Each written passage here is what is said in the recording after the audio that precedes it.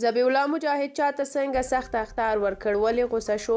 د مطبوعاتو د ورځې په اړه یې څه وویل؟ ته هر څه په همدې ویډیو کې وګورئ، خو لومړی چینل سبسکرایب او ویډیو لایک کړئ.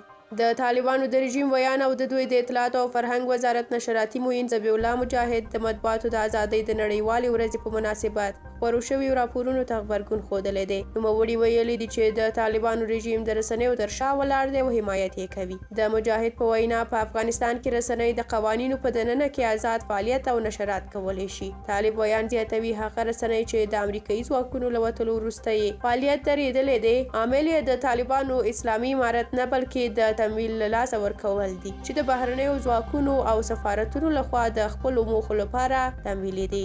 د طالبانو د اطلاعات او فرهنګ وزارت دغه مقام وایي چې رسنیو ته ډاډ ورکوي چې د مالي ستونزو په حل کولو کې به ورسره تر اوسه همکاري کوي. ذبیح الله مجاهد هم دا شانې کوي چې اوس مهال طالبان په خپلو زندانونو کې هیڅ کوم بندي خبریال نه لري.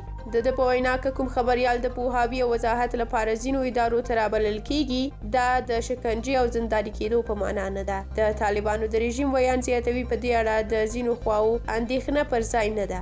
د مې درېیمه د مطبوعاتو د ازادۍ نړیواله ورځ په داسې حال کې نمانځل کیږي چې د بې پولي خبریالانو ټولنې په دې برخه کې د افغانستان وضعیت د اندېښنې وړ ګڼلی او ویلي دي چې دغه هیواد د طالبانو له واکمنېدو سره له خپله ځایه 40 درجې شاتګ کړی دی. یا د ټولنې مخکې د نړۍ د هیوادونو په ډله کې د افغانستان مقام 122 ښودلی و. بې پولي خبریالانو ویلي دي چې اوس د افغانستان مقام د مطبوعاتو د ازادۍ له پلوه د نړۍ د 1180 هیوادونو ترمنځ 1155 مقام ته راغلی دی چې 40 درجې شاتګ ښیي. د بې پولي خبریالانو په یوه اعلامیه کې راغلي دي چې د افغانستان د خبریالانو او رسنیو وضعیت د سخت اندېښنې وړ دی. په دې نړیواله ډلبندۍ کې ناروې، ډنمارک او سویډن د مطبوعاتو د ازادۍ په لحاظ تر ټولو ښه او ایران، اریترا او شمالي کوریا په تر ټولو بد وضعیت کې دي. د بخښنې نړیوال سازمان هم نن د افغانستان د رسنیو ازادۍ په خاص ډول د ښځینه خبریالانو